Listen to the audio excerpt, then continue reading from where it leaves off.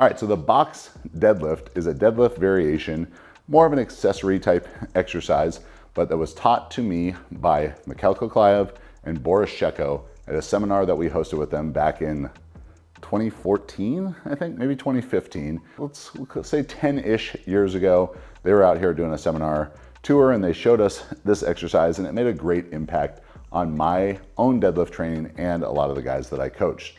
So the box deadlift is really an RDL variation that gives you a tactile cue of a box or bench or something pressing up against your calves to help you create a very vertical shin angle and maximize the tension that you create in your hamstrings while really learning how to hinge and create that kind of ideal deadlift position. So how do we do it? I've got plyo box here. Make sure you've got something braced up against it. I got a kettlebell sitting on the ground behind it so it doesn't slide back. You can use a bench. There used to be a device called a vert pole that you could use. You could set up a bar low in the rack and have your calves pressed up against that. Lots of ways to do it. One's not really better than the others. But what we want to do is stand so we can press our calves back against it and create a vertical or even negative shin angle in doing an RDL. So I'm pressing my calves back. It's gonna be this high hip position.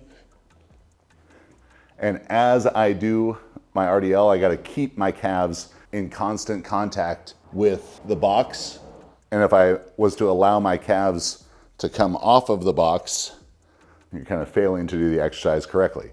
So it's gotta be that constant contact. I'm kind of pushing my knees back, almost leaning back against it a little bit. And you're gonna get way, way more tension in your hamstring by doing it this way. For someone like me who struggled with their deadlift position, a common problem for people of advanced size, this was a great exercise for me to learn what it really felt like to load the hamstrings to hinge better. So the execution of the exercise is pretty simple.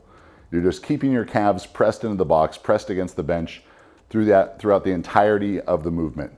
Now, this means you might not be able to go all the way down to the floor. When I would do these, I would also not fully lock out. So I'm moving from kind of 90% lockout to as much tension as I could tolerate at the bottom of the lift.